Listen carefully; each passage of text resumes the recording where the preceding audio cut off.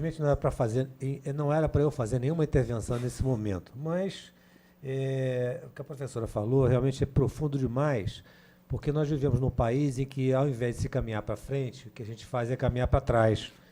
Ela, quando falou em escravidão, ela começou a falar sobre um dos reflexos maiores que nós temos da violência hoje no Brasil, e é um reflexo muito sério, porque ela falou em escravidão, e um pouquinho antes, ao falar sobre, antes de falar quando ela estava falando sobre escravidão, eu estava me lembrando sobre um dos processos, teoricamente, dentro da escravidão, foi a lei do sexagenário, sobre a qual todos vocês se lembram.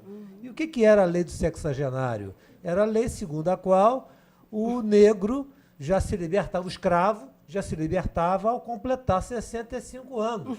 E eu pergunto a vocês, qual era o escravo que se libertava aos 65 anos? Quem é que naquela época completava 65 anos para se libertar? Será que alguém fazia 65 anos naquela época? Evidentemente que não. Era uma hipocrisia. E o que é que vivemos hoje? A mesma hipocrisia. Quem é que vai completar 65 anos hoje para se aposentar? Muito poucas pessoas. Porque quando se vai fazer um estudo de atuarial sobre idade, é preciso fazer bairro por bairro do Brasil. Não é nem é região por região. Não é cidade por cidade, estado por estado. É região por região. E dependendo da região, o nível de idade é 50 anos, 55 anos. 60 anos no máximo. O que vai acontecer? As pessoas não vão mais se aposentar no Brasil. Ou seja, isso vai gerar mais o quê? Isso vai gerar mais violência. E vai gerar mais violência para quem? Para as pessoas miseráveis. Para aqueles que menos têm. São as pessoas que vão ficar mais miseráveis do que já são, porque não se aposentarão. Será que ninguém vê isso? Ou seja, estamos voltando a situações que já existiam no passado e estamos piorando. Ou seja, mais violência teremos. Ou seja, o que é que nós podemos prever para o futuro, para os nossos filhos e para os nossos netos? Eu não gosto nem de pensar sobre isso. Eu não gosto nem de pensar sobre isso, porque eu posso pensar assim, eu sou desembargador, eu sou professor, a minha vida está garantida, a minha aposentadoria, inclusive, é integral, eu estou muito bem, eu estou. Mas e as minhas 4 filhas? E os meus netos? E as pessoas que vivem ao meu redor? Eu não vivo sozinho. Como é que fica o meu país? E as pessoas? E os meus amigos? E as pessoas que vivem, os meus irmãos? Afinal de contas, eu acredito em Cristo. E os meus irmãos, como ficam? Como é que vai ficar esse país, meu Deus do céu? Eu saio na rua e levo um tiro. Estávamos falando aqui sobre o medo. Eu vou lhes contar o que aconteceu faz pouquíssimo tempo comigo. Eu saí da academia de ginástica, estava caminhando pela rua do Leblon, que é um bairro de gente rica. Pois muito bem, estava caminhando pela rua, um grupo de meninos, adolescentes, mas adolescentes de 12 anos, de uniforme escolar, começaram do outro lado da calçada a correr. Estavam fazendo aquilo que eu fiz a minha adolescência toda, correr. Começaram a correr. O que aconteceu em virtude dos 4, 5 adolescentes correrem? As pessoas do meu lado da calçada ficaram desesperadas e começaram a se esconder dentro das lojas. E aquelas que não estavam escondidas nas lojas começaram a dizer e a gritar: cadê a polícia? Onde está a polícia? É por isso que isso acontece. Não tem polícia. Isso acontece o quê? O que estava acontecendo? Não estava acontecendo nada. Os meninos estavam correndo. Só isso. Nada mais estava acontecendo. O que é isso? Isso é o pavor. É o medo. É aquilo sobre o qual estamos conversando aqui. E esse medo vai continuar acontecendo. E vai acontecer muito por causa de governos como esse, que diz claramente que não tem popularidade e que, porque não tem popularidade, pode continuar fazendo aquilo que está fazendo. E é por isso que eu gostaria de fazer uma única pergunta, que era me virar para o ministro Meirelles e perguntar a ele, indagar a ele o seguinte: senhor ministro, quantos planos de previdência privada o seu banco, o banco original, vai oferecer à população? Só isso.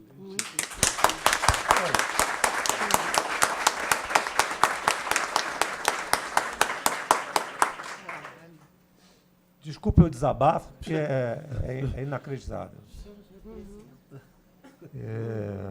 Vou passar agora a palavra ao professor Jorge Alexandre, que vai falar sobre o federalismo brasileiro e a articulação das políticas públicas de segurança, o caso do Rio de Janeiro. Bem, em primeiro lugar, eu gostaria de agradecer ao desembargador Alcides da Fonseca Neto, desembargador Luciano Silva Barreto, professor Egberto Gaspar de Moura, coronel Ibis Silva Pereira, professor Oswaldo Monteal Filho, as professoras, os desembargadores, a quem eu cumprimento os demais magistrados, professora Mônica Lessa e professora Maria Emília Prado. Bem, em primeiro lugar, eu gostaria de explicar, né, o tema da palestra, né? Essa palestra ela é fruto de um trabalho que eu fiz no curso superior de polícia, que apesar de não estar aqui, eu sou o tenente-coronel da polícia. Então, e faço doutorado na UF, já fiz o mestrado lá e faço hoje o doutorado. E essa pesquisa, que foi realizada no curso superior de polícia, como exigência final do curso, ela tem um propósito maior, ela está inserida num contexto maior, que é nas pesquisas que nós realizamos na UF. O meu orientador é o professor Pedro Heitor, ele vai estar conosco à tarde. Ele fez o doutorado dele em Montpellier e voltou para a UF, onde ele está hoje chefiando o Departamento de Segurança Pública. Então, o primeiro desafio, né, para mim, enquanto nativo da segurança pública, né, pertencente a uma instituição que compõe o sistema, é o estranhamento. Né, o estranhamento, e aí eu já estou entrando na metodologia da pesquisa. A palavra para mim importante, porque nós temos uma tendência a naturalizar tudo. Então, e com isso fica difícil enxergar coisas importantes, né? E quando nós falamos, então, em políticas públicas de segurança e na sua articulação, é o discurso corrente, que existe essa articulação. Entretanto, e um outro ponto importante, que a metodologia ela é qualitativa e ela é também por contraste. A comparação que nós fazemos é por contraste, e aí entra os Estados Unidos, que é uma nação que é capitalista, ocidental e é uma federação. Então, mas ao invés de perceber semelhanças, nós vamos procurar contrastes. A importância da metodologia, para uma breve explicação, não vou entrar aqui no mérito da metodologia, mas é importante enfatizar esse ponto. E, então, nós vamos enxergar que, eu não vou me alongar, vai ser uma breve intervenção e modesta em relação às que já foram feitas aqui, porque é um trabalho bem pontual, técnico e pontual. E os Estados Unidos, eles nasceram de uma confederação, falando sobre a Federação Americana, e que eles queriam dar um jeito, um problema, principalmente de guerra fiscal, que estava ocorrendo entre os estados que eram soberanos. Então, eles tinham um problema com relação a isso, e após a Revolução, aproximadamente 10 anos depois, eles fizeram uma Constituição, e tem brilhantes textos e autores sobre isso. O Federalista, que são 3 autores, né, dentre os quais estavam lá os que fizeram, né, editaram a Constituição Americana, a primeira. E o Tocqueville, né, que é a Democracia na América, que também é um texto clássico sobre o federalismo americano. E, no caso brasileiro, então os estados soberanos, eles criaram a União com o propósito de resolver os problemas que eram comuns para aqueles estados que tinham se construído aquela confederação. No caso brasileiro, essa criação ela partiu de um estado unitário, diferente dos Estados Unidos, em que era uma confederação e criaram a União, eram estados soberanos. No Brasil, nós tivemos um estado unitário criando os entes da federação, e por questões diferentes, né? As dimensões territoriais, né, continentais do Brasil, e também a dominação que existia portuguesa, que estava gerando problemas em determinados pontos do país. Então foi feita essa descentralização, mas com esse propósito específico de conter essas revoltas e para melhorar também a administração num país de dimensões continentais. E isso vai repercutir nas relações, mas isso aí não é uma coisa muito tranquila, né? Então a gente pode dizer que a União, então, ela detém grande parte, além da soberania, que isso é parte das federações, né? A União ela tem a soberania, enquanto os estados têm autonomia. Mas, além disso, nós poderíamos acreditar que isso é uma constante na história do Brasil, mas não foi. Então, tem um livro do André Regis que fala Nova Federação o Novo Federalismo Brasileiro. E aí ele vai explicar que o nosso caminho não foi tão simples assim, não é unilinear, né? Os estados já tiveram muita importância nesse cenário, com força, inclusive, para se opor e constranger políticas públicas da União. No momento em que eles tinham bancos, como no caso de São Paulo tinha o Banespa, e outros estados, né? É comum os estados terem bancos, e com isso eles tinham força para constranger determinadas políticas públicas que estavam sendo promovidas eventualmente pela União. Mas após as privatizações, no governo Fernando Henrique Cardoso, e no Estado foi no governo Marcelo Alencar, esse cenário mudou. Eles já não tinham mais essa força e foi polarizado. Então, de uma força excessiva, que ele chama de federalismo predatório, os estados, então, passaram a não ter mais essa força. Então, nós fomos de um polo ao outro. E aí entra esse problema da relação da União, Estados, com relação à segurança pública. Eu tenho um quadro que foi apurado durante a pesquisa, que mostra que em 8 governos dentro do Estado, de 1983 até 2014,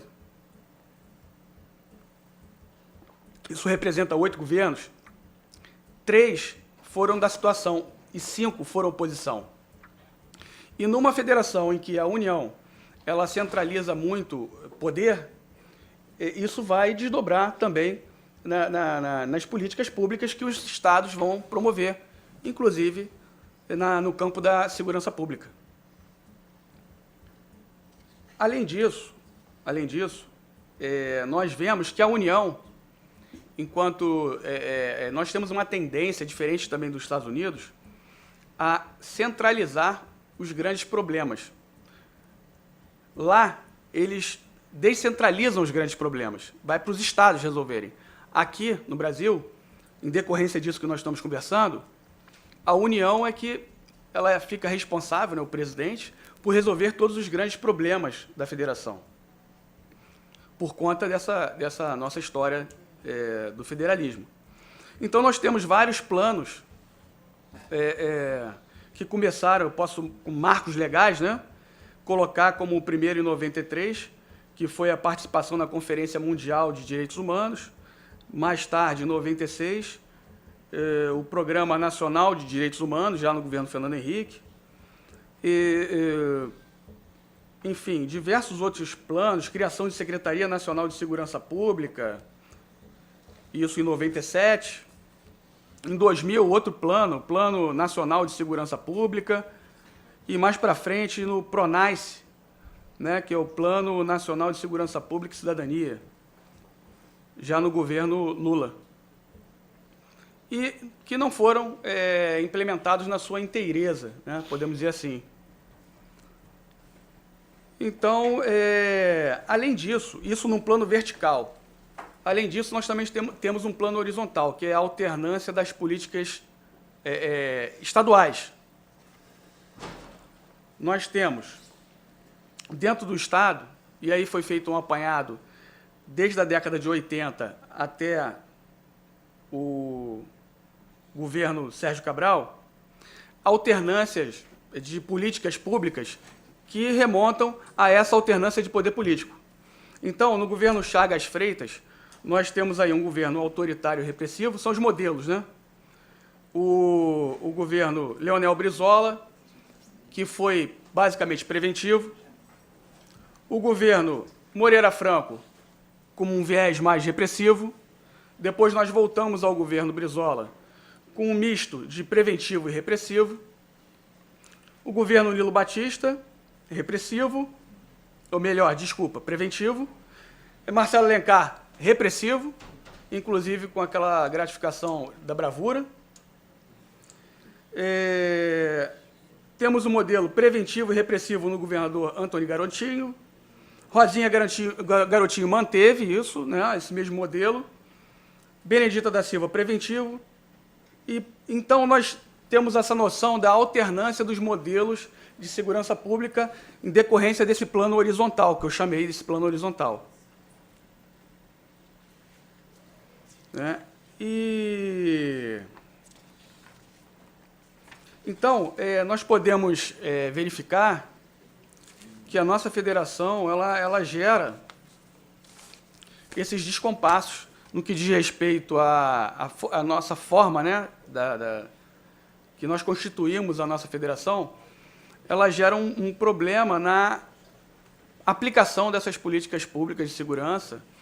E eu acredito que a melhor forma seria um meio termo, nem um esvaziamento, como hoje ocorre, né, que os governos estaduais eles não têm poder, né, dependem da participação da União para a resolução de problemas. E tanto é assim que nós vemos que a integração, que é um discurso, e aí é o ponto principal da intervenção, dessa minha demonstração, é que esse discurso ele vai ocorrer de forma pontual.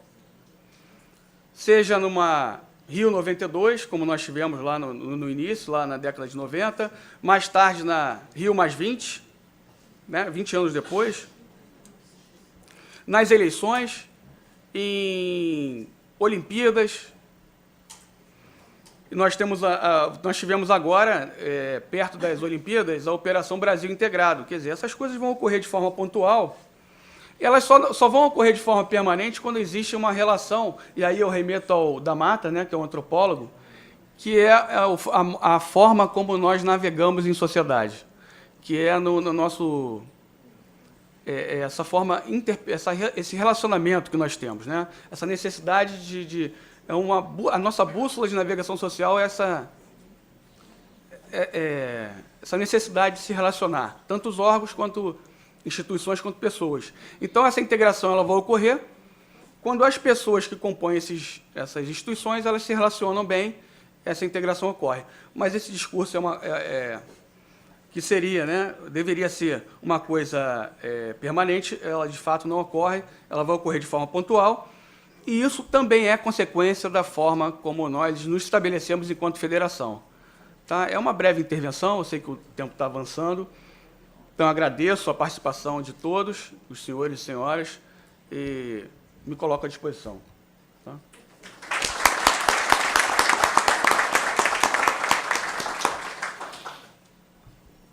O desembargador Alcides saiu. Vamos dar continuidade aqui aos temas. E agora vamos passar a palavra ao professor Oswaldo, cujo tema será democracia e segurança ou insegurança pública. Com a palavra, professor.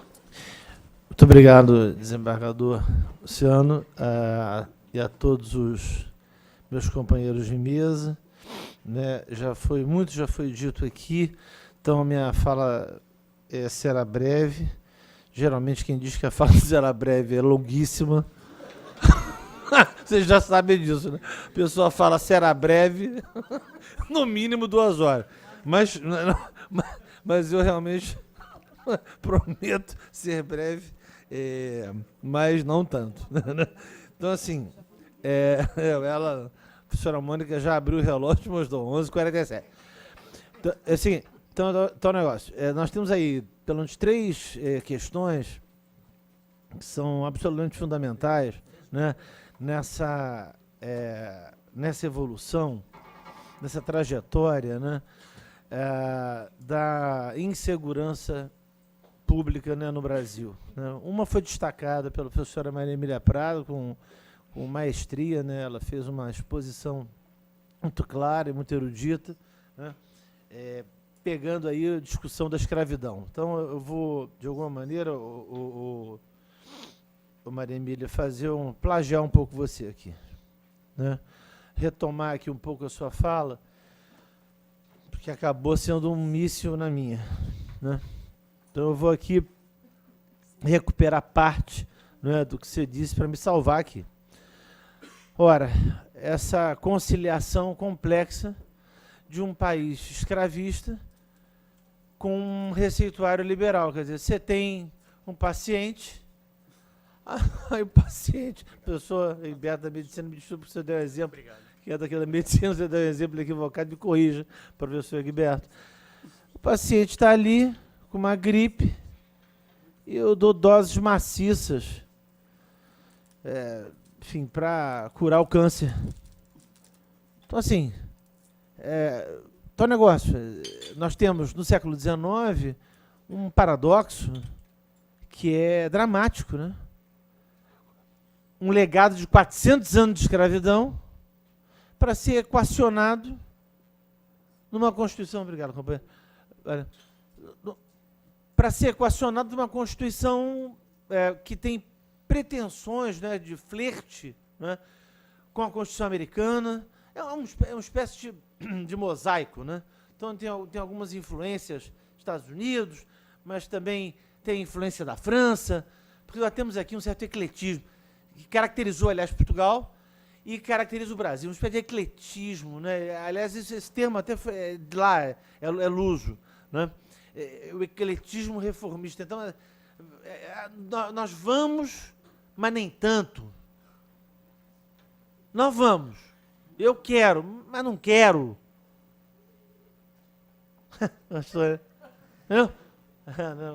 Você gostou de... Mas eu vou ali, mas recuo aqui. Então, assim, o que eu quero, afinal? Eu quero ou não quero? Porque é um dilema, porra. Nossa, poxa. Não, mas, desculpa, perdão, perdão, que a Mônica já denunciou, né, a violência vernacular, né? Então olha só, eu quero ou não quero? Eu vou ou não vou? Avanço, já foi detectado aqui, né? Avançamos e recuamos. E o pior é avançamos para onde, né? Porque esse é um dos problemas, né? Já foi dito aqui. A história não vai só para frente. A professora Maria Emília Prado marcou isso. Não vai só para... Mas vai para onde, né? Para frente, mas esse para frente leva a que lugar? Muitas vezes eu vejo meus alunos, e são 32 anos de magistério que eu tenho. Daqui a pouco eu vou falar da Previdência, espera aí. Eu não penso que eu não vou falar, não. Já, Previdência e salário. Mas 32 anos de magistério, muitos estudantes perguntam, professor, o senhor acha que eu vou chegar lá? Uma dificuldade, né, Mônica? Porque é lá onde... Pois é, meus alunos estão aí. Lá onde? Mas onde é que é lá? Mas onde é que é o lá? Pode ser o inferno, né?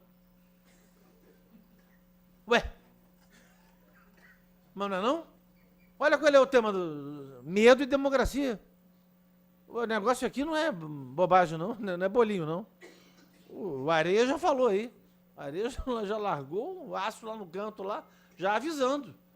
O problema é que nós temos pela frente. Porque ele já jogou a contemporaneidade. Quando ele jogou lá da ponta direita para aqui a ponta esquerda, ou o inverso, depende de quem está olhando, né? De lá para cá, ele já jogou para cá a contemporaneidade. Eu já vou tentar fazer essa passagem nessa minha breve introdução, né, dos problemas da escravidão, que vai ter que conciliar com um receituário liberal, que aqui vai entrar com um círculo no quadrado, que vai entrar, assim, a fórceps, né? Então, assim, essa primeira virada, né, do 19 para o século XX, a professora Maria Emília detectou, a professora Mônica chamou atenção aqui e ali para isso, né, o desembargador Alcides tocou nesse aspecto, o coronel Areias falou desse assunto. Nós vamos ter um fato novo, né? A Mônica também aqui me soprou aqui no meu ouvido. Um fato novo. Eu não podia esquecer, né? Nós vamos ter que lidar no século XX e no século XXI, de fato, não mais com escravo, mas com um fenômeno que vai ser tão difícil, tão complexo, né, nesse país de lidar, que é garantir segurança para o trabalhador. Para o homem livre. Para aquele homem livre pobre que foi analisado aqui pela professora Emília na conferência dela. Para o homem livre pobre. Né? Essa transição, portanto, do 19 para o 20 é muito complexa. Falamos essa palavra várias vezes aqui, porque é mesmo. E os senhores e as senhoras, todos aqui, a nossa assistência, nossos colegas, muitos colegas, magistrados, né? Estudantes, né?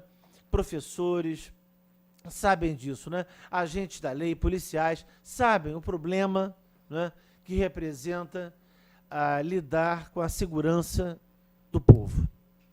E particularmente com a segurança dos trabalhadores. O conjunto de medidas que são fundamentais, né, desembargador, para garantir essa segurança. E que, de fato, ultrapassam, digamos assim, ultrapassa a competência e ultrapassa o esforço, todo o esforço que pode ser feito pela ação armada. Não é? Porque não vai resolver, não vai equacionar o problema. Particularmente, esse eu acho que é um dos nossos caminhos de discussão aqui. Não é? Não vai equacionar a desigualdade.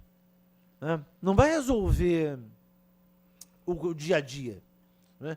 Então, assim, esse primeiro ponto eu acho muito dramático, o trabalho do professor Roberto Schwartz, né? professor crítico literário da Universidade de Campinas, da Unicamp, num livro importante que a professora Maria Emília já mencionou aqui, chamado Ao Vencedor das Batatas, sobre Machado de Assis. E nesse livro há um capítulo que acabou ganhando vida própria, chamado As Ideias Fora do Lugar. O título, lapidar. As ideias fora do lugar. Eu sei que já tem algum tempo, mas nós não vamos ceder os modismos acadêmicos, né? Nós não chegamos até aqui para isso, né? Na idade, no tempo, na estrada, na conjuntura, né?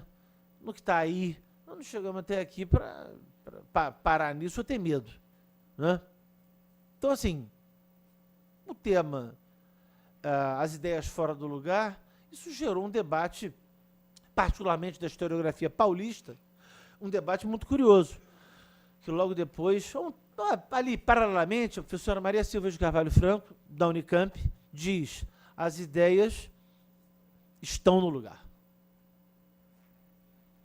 Numa crítica, eu diria até adocicada, ao trabalho do professor Roberto Schwartz sobre as ideias fora do lugar. Que ideias são essas, gente, fora do lugar? Já foi detectada aqui, lembra? A professora Maria Emília já destacou aqui.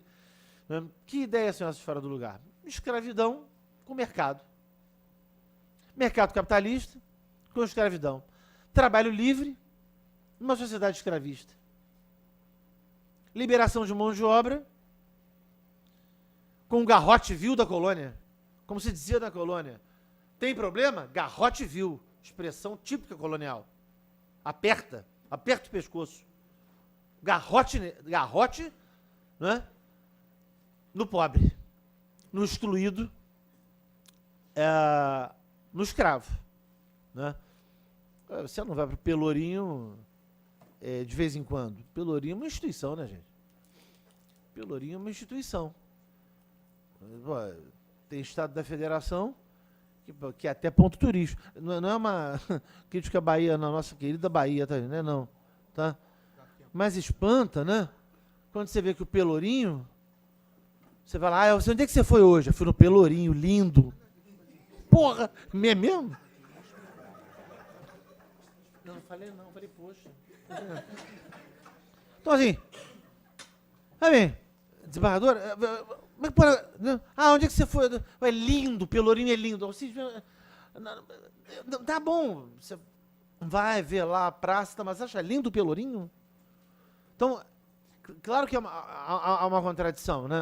Essa contradição de um jogo de espelhos, né? Onde o que está projetado nem sempre é aquela imagem que se tem como real. Então, esse primeiro momento, que a professora Maria Emília Prado, e eu não teria aí a capacidade dela para desenvolver essa reflexão, que ela fez aqui com brilhantismo, chamar atenção, como ela chamou atenção para isso, né? Para essa conjuntura. Então, assim, a Maria Silvia vai e escreve, as ideias estão no lugar. E o Fernando Henrique escreve um texto chamado... Só mesmo Fernando Henrique escreveria um título desse, que é um título bom. Eu falei só mesmo, porque é um homem inteligente. Não, assim, o que ele diz? Não, acho que estou esperando o riso. Não, os alunos estão ganhando ponto, viu? E tem que rir mais. Tem que rir mais, meus alunos. Então, as ideias e o seu lugar. Ele manda logo, elas nem estão fora, nem estão dentro. Bom, aí está no que nós começamos aqui numa brevíssima introdução da introdução. Eu diria os prolegômenos, né, da apresentação. Então, assim, nem estão fora, nem estão dentro. Estão num lugar que elas devem estar mesmo. É um texto duríssimo, né, do Fernando Henrique Cardoso. É um livro, né? Porque os outros foram artigos. O do Roberto Schwartz, um capítulo do Vencedor. Maria Silvia é um artigo, salvo engano meu. Fernando Henrique Cardoso, não. É um livro sobre a CEPAL, Comissão Econômica para a América Latina. É um livro sobre a CEPAL, onde ele vai lá e defende, olha, vocês estão com problemas. O país é o que está aí. Se tiver problema, assim, para resolver... e aí já entrando no 20, o que nós podemos fazer? Se tiver problema para resolver, já que aqui não tem empreendedor, porque a sociologia paulista, durante um bom tempo, São Paulo é o máximo, né? A gente sabe disso. Mas estou dizendo, quanto a isso, São Paulo sempre ficou procurando muito a nossa modernização. Os paulistas têm uma luta tremenda para achar um Brasil moderno, né, o desembargador? Vamos achar um Brasil moderno, um Brasil agressivo, competitivo, não é? O empresário schumpeteriano, empresário agressivo, aquele empresário que vai ser realmente, vai ser o motor de arranque. Né? Não é o Wake, não, mas é aquele...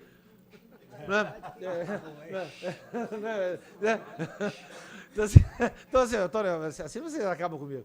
Então, o motor de arranque. Então, os paulistas ficam lá, e o Fernando Henrique é um carioca também, olha só, é um carioca manontropo. Então, assim, é carioca, mas é paulista também. Quer dizer, então, você diz, você é carioca, em São Paulo ele é carioca, no Rio ele é paulista. Então, quem diz? Não, olha só, é o seu lugar. É o lugar que existe. O lugar que existe é esse. E se nós tivermos dificuldades, aí vem o Dr. Santa aí. Se tiver algum problema, nós recorremos o quê? A poupança externa. Recorremos a um recurso externo. Nós vamos tentar corrigir as distorções tomando dinheiro emprestado. É uma paulada do Fernando. Ele fica dizendo, vocês ficam procurando negócio de mercado, conciliar, esquece. Pega dinheiro fora. Porque dentro, você não vai achar isso. Não vai, porque aqui não dá para fazer prosperidade. Não, aqui não. Não. Aqui não. Né, Ibis? Aqui você não vai achar isso. Porque não tem risco. Porque esse capitalista não quer arriscar. Quem sou eu não, o Fernando Henrique está dizendo. Estou aqui meio que baixando o Fernando Henrique. Né? Então ele vai dizer, olha, se você quiser, vai achar empreendedor na Suécia. Sei lá, não sei nem onde fica a Suécia. Mas enfim, maneira de dizer, aqui foi citado já a Dinamarca, sei lá, os lugares mais inóspitos. Você vai lá, não, ou qualquer aborígene, sei lá, os aborígenes, eles têm empresa, pronto, né? Os mambuti, pronto, o centro da África. Lá tem empreendedor. Aqui não tem. Né? Então, assim, a nossa virada para o século XX é uma virada com camadas sociais desprotegidas, trabalhadores desprotegidos. Vem a segunda parte do que eu queria conversar com vocês nessa rápida, né, apresentação. Esse processo que se prolonga, né? Se prolonga, ele tem ele estica, né? É uma escravidão que se arrasta, porque você tem 1888, o fim assim convencional, né, legal da escravidão, 89 república, 91, né, tá certo a cronologia? 91 primeira Constituição republicana, segunda do país, mas primeira republicana. Aí você, tem até 30 um período de muita insegurança, de muita incerteza, para usar uma expressão que os economistas gostam muito, de muita incerteza, né? Porque entre 88 e 30, como é que fica? Né? O trabalhador, quem ele é? Isso já foi muito explorado pela historiografia carioca. É o capoeira, é o malandro, né? É o morador que vai sendo expulso das áreas mais privilegiadas da cidade. Você vai aí formando, olha só, a escravidão acabou, mas aí você já vai organizando quem não presta, entendeu? Quem não presta, entre o fim da escravidão e a Era Vargas, você já organiza ali quem está fora do barulho. Hein, Areias? Porque agora eu estou entrando já no teu século XX. Então, assim, já entra... Esse período é um período vital, porque ele vai definir, né, mais ou menos ali, vai ser um divisor de águas, pelo menos até a Era Vargas, ela não vai sinalizar a redenção. E na historiografia brasileira, o Vargas tem adeptos, tem adoradores, tem gente que tem santo até hoje em casa, tem retrato pendurado, e tem também os que demonizam, satanizam. Você fala em Vargas, a pessoa faz sinal da cruz, né? Fica apavorada, fala, não, por favor, já foi citado aqui, e não é qualquer citação, cita Deus. Deus, eu cito aqui, pelo amor de Deus, lembrem, né, lembrem do que o presidente Fernando Henrique Cardoso, quando, no seu primeiro mandato, foi lá ao parlatório, ele disse uma frase muito famosa, todos aqui lembram, né? Lembra? Pode falar até em coro, o coro grego, pode até repetir aqui em coro. Eu destruirei a Era Vargas. Foi uma frase famosa, né? Eu destruirei a Era Vargas. Mas eu até achei na época, né, eu falei, nossa, mas que obsessão. Sabe, desembargadora? Porque eu falei, já faz tanto tempo, né? Ele ainda está com Vargas na cabeça, que ódio no coração. Mas não, é porque o negócio era sério. Porque começou ali. Quer dizer, dentro de um projeto, já foi dito aqui, não é? Dentro de um projeto. Aí as adjetivações são, nossa, né, são diversas, né? Desmonte, destruição, substituição, enfim. Sei lá, se a professora Conceição Tavares estivesse aqui, já tinha trigêmeos aqui no auditório, né? Eu teria saído aqui, né, que nem desenho animado, né? Só tinha a silhueta assim, ela correndo, né, de desespero se a Conceição estivesse aqui. Porque foi um período onde se estabelece o quê? Um programa de amparo ao trabalhador. Um programa, né, coronel? De seguridade social. De um sentido mais amplo. Os caras descobriram educação universal, pública, minimamente, né? É muito comum, o senhor Cássio sabe disso, muito comum aparecer aquela ideia, mas quando eu estudava no Pedro II, nos anos 10, era tão bom. Nossa, quando eu estava no Pedro II, nos anos 30, 40, 50, 60, ele era ótimo. Não tem, Mônica? Não, eu sei, né? Nos livros, né? Eu estou falando da literatura, né? Então, assim, estou falando da referência literária, tá? Nada pessoal. Então, assim, você, não, mas naquela época... E naquela época, que aí eu recuo à professora Maria Emília novamente, naquela época, que eu não sei, lembra aquela época, mas que época é essa? É o tal do chegar lá, é o chegar lá e aquela época. É uma época que você não sabe que época é essa, né? E de outro lado, e como contrapartida também, é o chegar lá, que lá é esse. Então, essa década de 30, muito importante, pelo menos entre 30 e 64, um período muito importante, com idas e vindas, um período que não foi um período estável. Não foi um período estável. Mas ele foi um período em que o trabalhador... Obrigado, viu, Mônica? Ele... quando o trabalhador, ele teve... Você soprou... Quando o trabalhador, ele teve o quê? Teve até um partido, o PTB, pensaram que era o PT, não.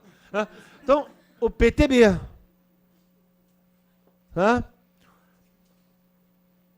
não era o Partido dos Trabalhadores Brasileiros, era o Partido Trabalhista Brasileiro, né? Mas tem uma diferença esse termo, e como tem. Nossa, um paulista entende o que eu estou dizendo, um carioca também. Lá tem trabalhadores, aqui tem trabalhistas. Não é provocação, não. Adoro São Paulo. Estou dizendo só assim, maneira de dizer. Lá tem trabalhadores, aqui são trabalhistas. Outra coisa, Rio Grande do Sul, trabalhistas. Aqui foi outra coisa. Tinha projeto, gente. Não, o trabalhador de São Paulo ele sai de casa, vai ver o jogo do Corinthians e volta. Aqui no Rio Grande do Sul, o pessoal fica ali pensando como é que faz para organizar a classe trabalhadora. Então é um pouco diferente, pô. Não quer dizer que não é mal nem bom. Antropologicamente é diferente. Né? Vou fazer uma homenagem aos antropólogos. Né? Qualquer saída é diferente. Né? Então, entre 30 e 64, não foi estável. Não houve uma homeostase, onde você tivesse, nossa, foi um mar tranquilo, nossa. E as pessoas, Mônica, pelo amor de Deus, as pessoas dizem que o Vargas, que o Jango e que o Juscelino, que eles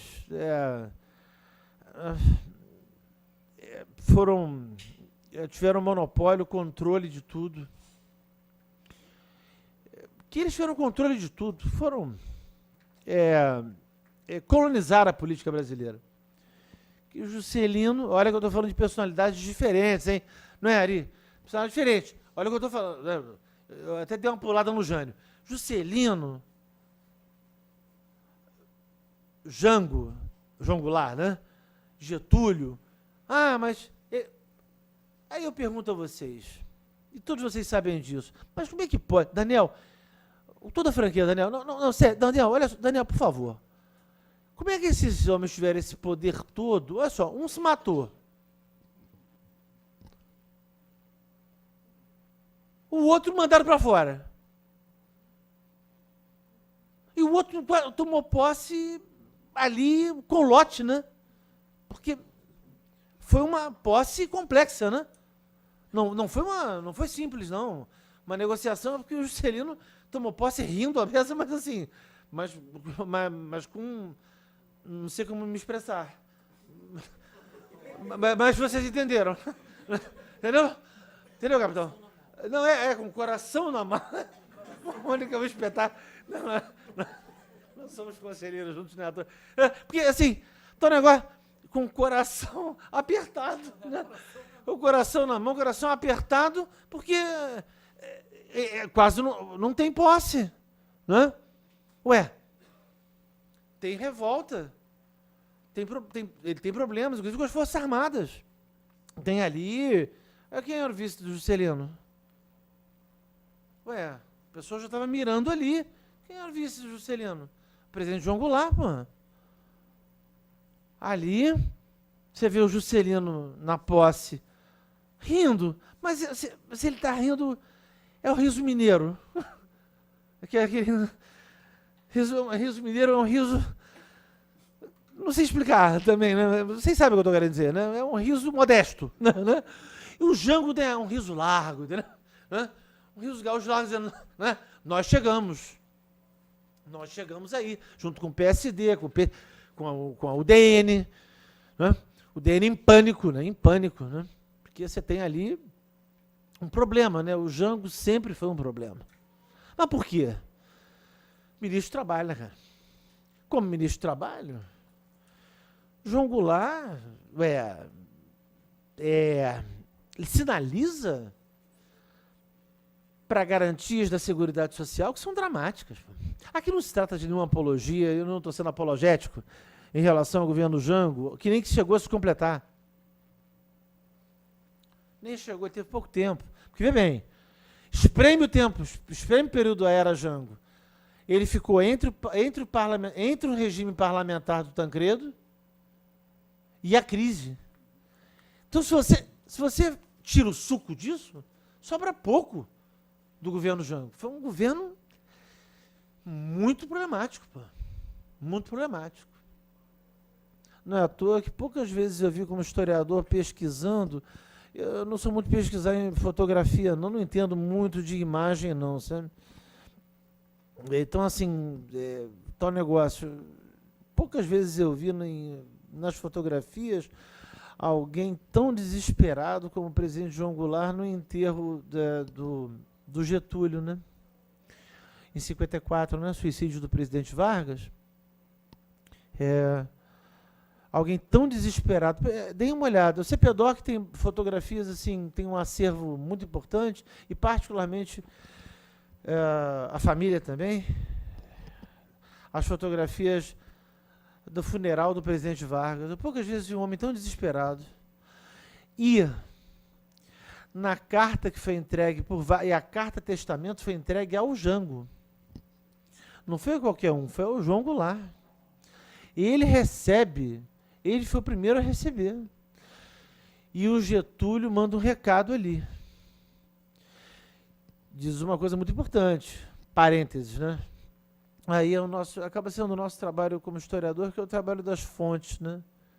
Ele vai lá e diz: Jango, hoje eles foram contra mim, amanhã eles atacarão você. O Getúlio, além de se dar, ainda deixa, ainda manda uma mensagem, ainda manda um recado para frente. Esse período, um período muito difícil, né, de insegurança política. Eu poucas vezes vi na história do Brasil, no século XX, e meus colegas, por favor, me corrijam, né, se eu estiver exagerando, poucas vezes vi uma vigilância tão grande, um controle tão grande sobre o cotidiano de um mandatário da nação. Um controle absurdo, como que foi feito em relação ao presidente João Goulart. Então foi um período difícil, período entre 30 e 64. As leis do trabalho, a consolidação das leis do trabalho, né? A criação do nosso parque industrial e todo o repertório que vocês conhecem fartamente, né? Todos aqui conhecem, enfim, nadam de braçada em tudo isso. Foi um período de construção de um ambiente de segurança do trabalhador. e uma tentativa não punitiva, mas de regulação. O que não quer dizer necessariamente que isso é bom, mas de regulação e controle do ponto de vista da legislação trabalhista, né? Das regras, das normas, também teve muito controle. Porque o Brasil, já foi dito aqui, um país com muito controle, um país com uma taxa de coerção muito elevada, e os senhores magistrados que estão aqui sabem isso muito melhor do que eu. Um controle muito forte, né? Não pode escapar das mãos. Então, esse segundo momento, um momento muito importante, e eu só não chamaria de peculiar, porque isso não foi peculiar ao Brasil. Aí é que está. O movimento em relação aos trabalhadores, de controle dos trabalhadores, isso foi mundial. E quem diz isso é um historiador britânico, chamado Thompson, Edward Thompson, num livro muito interessante chamado As Peculiaridades dos Ingleses. Na verdade, o livro inteiro não trata disso, mas o livro tem um capítulo, que é a maior parte do livro, chamado A Peculiaridade dos Ingleses, e o Thompson se dedica especificamente ao termo peculiaridade. Eles não têm peculiaridade nossa. Não há nenhuma peculiaridade aqui em ser inglês. Não há peculiaridade nenhuma em ser francês. Não há. A peculiaridade é ser trabalhador. Nós, os trabalhadores. Em qualquer canto, sob qualquer aspecto. E a peculiaridade é o controle que se exerce sobre nós. Mas não é a nossa pontualidade. Mentira. Não é a nossa pontualidade. Não é o perfume, a moda, a gastronomia francesa. Não é isso, não. É um texto do Thompson que incomodou muito a geração dele. Viu?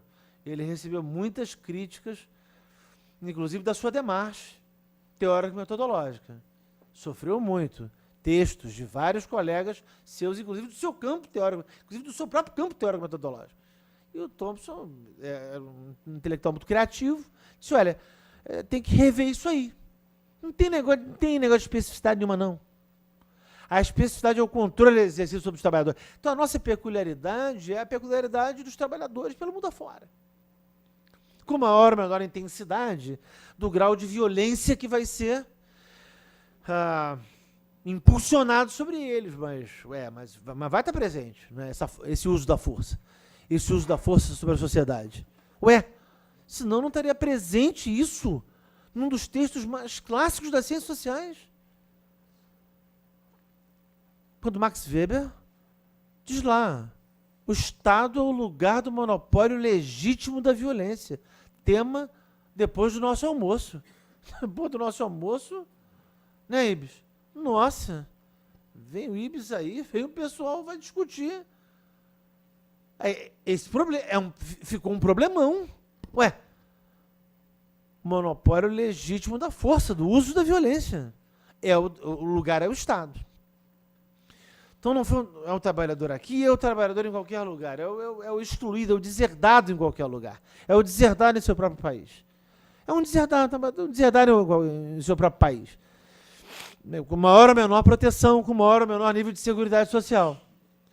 Mas é um cidadão de segundo nível, de terceiro, quarto, quinto. Eu concluo com a generosidade de vocês que me deram esse tempo. Eu juro agora, Mônica, concluindo mesmo, agora eu juro,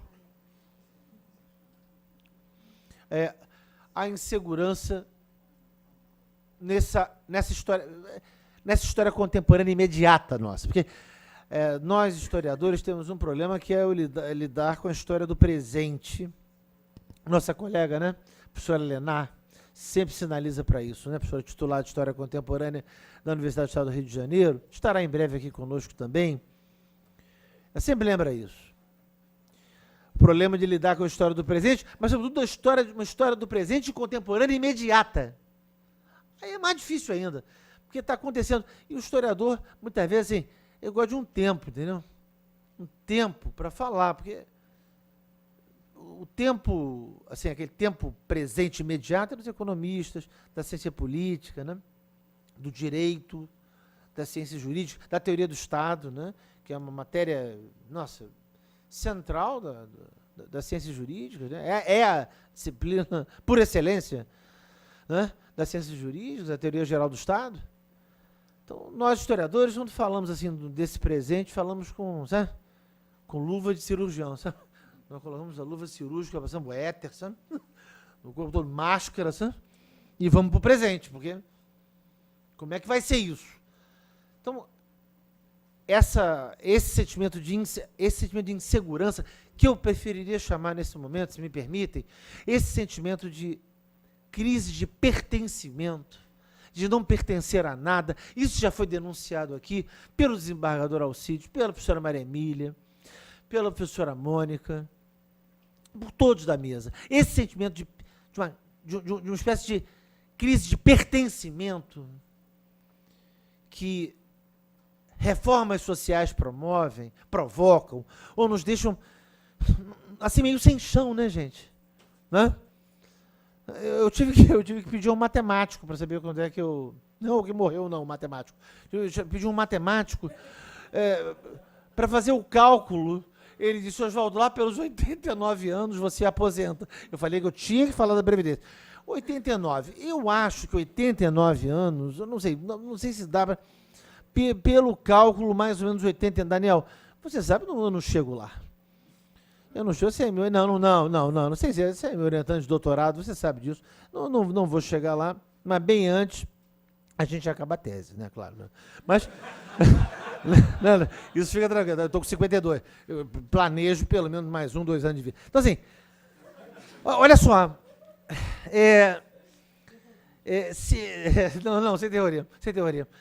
Assim, eu estou negócio. Esse tipo de pertencimento que nós vamos perdendo, né? Porque você já não pertence mais à Previdência. Aí você já não pertence mais ao emprego. Você já não pertence mais ao salário. Você já não pertence mais à sua casa. Você já não pertence mais a você mesmo. Então, assim, você vai cada vez, assim, virando a partícula da partícula. E vai se fragmentando. Foi o que você falou no início. Vai se fraturando. Quando você vê, tem pedacinhos de Mônica, pedacinhos de Oswaldo. Onde é que está o Oswaldo? Até eu vi um pedaço lá. Nota tão voando. Exatamente. Meio transilvânico. Então, assim, onde é que você viu o Oswaldo? Meio um pedaço. Eu vi a perna do Oswaldo por lá, um braço ali. Né? E é nessa brecha que emerge o fascismo, né? Aí eu vou ser um sujeito desagradável. Quer dizer, eu já vinha sendo antes, mas assim, agudizo torno mais desagradável, né? Aí entra o fascismo, né? O regime militar, as ditaduras. Eu não ia deixar de dizer isso, né? 64 para cá. O cerol é fininho. Aí não tem problema, né? Porque se você liberar, o cara mata qualquer um. Branco, preto, pobre, rico, amarelo, formiga, anda, não anda, se mexe ou não. Fascismo era assim. Você só precisava ser uma coisa, fascista, sendo tudo bem. Assim mesmo, assim, com características típicas para sê-lo. Eu quero ser, não, eu quero ser. Aí você é preto. Não. Vai ser fascista na África, porra. Na América Latina, sei lá, no inferno. Na Alemanha, não. Entendeu? Degola. Então, assim, e aí eu juro, eu concluo mesmo, desembargador, para nós almoçarmos. Porque meio-dia 30, não é isso? É meio-dia 30. Então, assim, lá tem um relógio lá, Mônica. Tem lá, eu fico lá, não, tem o daqui, mas eu sei, você tá toda hora mostrando, mas tem o de lá. Então, assim, o negócio, nessa crise de pertencimento, eu abro espaço para o ódio, para o discurso do ódio, da violência. Eu jogo bomba em você, eu atiro em você, eu passo cerol em você, eu mato você. Sabe por quê? Porque quem mata, não mata porque quer, Mata porque pode. É isso que o fascismo vai te dizer. Eu não mato você porque eu quero. Eu mato porque eu posso. Cala a boca. É assim. Tem conversa. Quando se fala em fascismo, sabe, começa a se poetizar. Eu logo jogo o fascismo na sua dimensão. Aliás, um falangista espanhol, Mônica conhece bem, Primo de Rivera. Uma vez o Primo de Rivera falou: o fascismo não é uma maneira de pensar, o fascismo é uma maneira de ser. Então eu vejo o preto no ônibus, hein, Alcide? Eu vejo lá o preto no ônibus, é porque é o teu exemplo. O que acontece lá no ônibus? O sujeito diz: pronto, vai ter um assalto aqui. É. Aí, ele anda na rua, vê alguém correndo, o desembargador foi... O desembargador chegou lá, chegou na hora certa. Foi lá, pá, no ponto nevrálgico. Vejo correndo, digo: é bandido. Tá correndo da polícia. O índio, deceparam os braços dos índios. Isso foi anteontem. Desembargador, foi anteontem. O que é isso? Os fazendeiros chegaram lá e deceparam as mãos dos caras. Isso não foi... A propriedade, né? À tarde, não vai ser fácil aqui. À tarde, Alcide, olha, à tarde a temperatura vai subir. Porque, aumenta, põe 18 graus. Põe 17, 16. Depois, vamos baixar aí, baixa 0. Então, o negócio. Ué, mas vai aquecer, vem mais gente, vai ficar em tudo. O pessoal fica em pé, capitão? O pessoal fica em pé, o couro vai comer. Então, o negócio. E falou um representante índio. Na nossa UERJ. Deceparam, isso foi anteontem, no interior do Maranhão. E quando nós falamos, o desembargador, do interior do Maranhão, você já pensou? O interior do Maranhão? Porque o Maranhão já está longe. Entendeu? Assim, não, o Maranhão é lindo, mas eu estou dizendo, eu nunca fui não, mas tenho certeza que é. O Maranhão é lindo, mas ele já está longe e distante, e no interior, e no coração do país. No interior do Maranhão. Porra, aí você tá vendo. Aí o Ibis. É quase uma nave. Tem um certo deputado federal, sim, cujo nome eu não gosto sim, de ficar repetindo, que diz que a coisa mais bonita que tem no Maranhão é o presídio de Pedrinhas. Olha só, pois é. Exatamente. Exatamente. Ele acha que o melhor é um presídio de Pedrinhas. Exatamente. Então, um negócio bem lembrado. Então, essa desconstrução, e aí eu acho fundamental essa questão, que foi logo a abertura, quando o desembargador Alcide mencionou o problema do ódio, da desconstrução do discurso do ódio, porque ele vai penetrar exatamente nesse sentimento de um pertencimento. Não é nem que se perdeu, que mal se encontrou e que já vai se esvaindo. E essa sensação de atomização, alguém captura isso. Vocês não acham que Marine Le Pen, ou Le Pen, vai segunda roda na França à toa, né? Vocês não acham que a eleição alemã, acho que é em novembro, né? É esse ano, vai para o final do ano, que a direita alemã, fica parecendo até redundância, né? Mas que a direita alemã não vai ter seu candidato. Porque eles não aguentam mais Angela Merkel. Claro, eles já disseram, chega dela. Estão acompanhando uma linha, né? Então, essa nossa crise brasileira de pertencimento, essa atomização do indivíduo, claro que isso abre para o que o doutor Alcide colocou muito bem, para esse discurso do ódio. Porque alguém ocupa esse espaço. E vem trazendo o quê? O fascismo. O fascismo está entre nós, gente. E ele não está entre nós só na figura de uma pessoa. Como disse o Primo de Rivera, falangista espanhol, o fascismo não é uma maneira de pensar, é uma maneira de ser. O fascismo está entre nós, Ibis. Está entre nós nas ações, está entre nós no comportamento, está entre nós no racismo. Eu pergunto aos meus alunos, tem racismo no Brasil? O aluno diz, não. Cara, nossa! Ele diz, não, eu falo, não? Mas tem certeza? Aí ele fica mais assim, me dá dúvida. Eu falo, mas como é que você entra?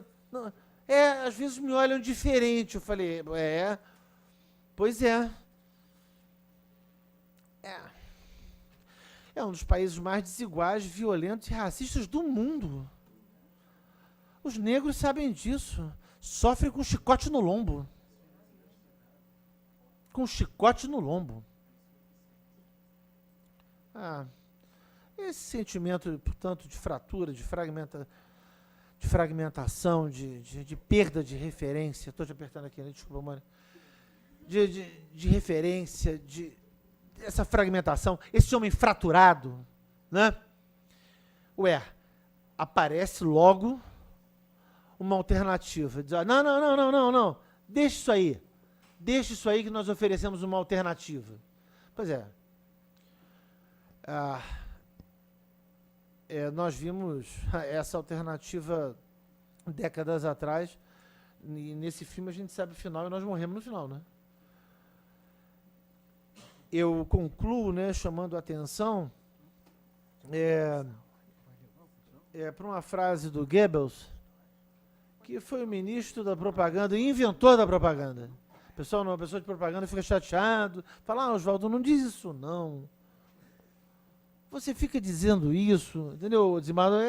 Mas fica lá dizendo que a propaganda foi o Goebbels. Não foi. Vender um produto difícil. Hitler. E o pessoal comprou. Ou não? Comprou. E ele tem uma frase fortíssima, e essa frase eu concluo porque acho que ela diz tanto do período que nós vivemos, o Goebbels, que é o nome de 1,57 m, coxo, falava 7 línguas, sem acento, sabe? Ele sabia que ele ia precisar disso, ele tinha previdência.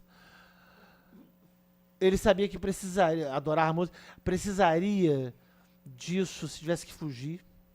Então ele precisaria passar por outro nome, apesar de que ele se menosprezou, porque é tão conhecido, né? E ele disse uma vez, quando ouço falar em cultura, pego logo a pistola. Obrigado a vocês aí.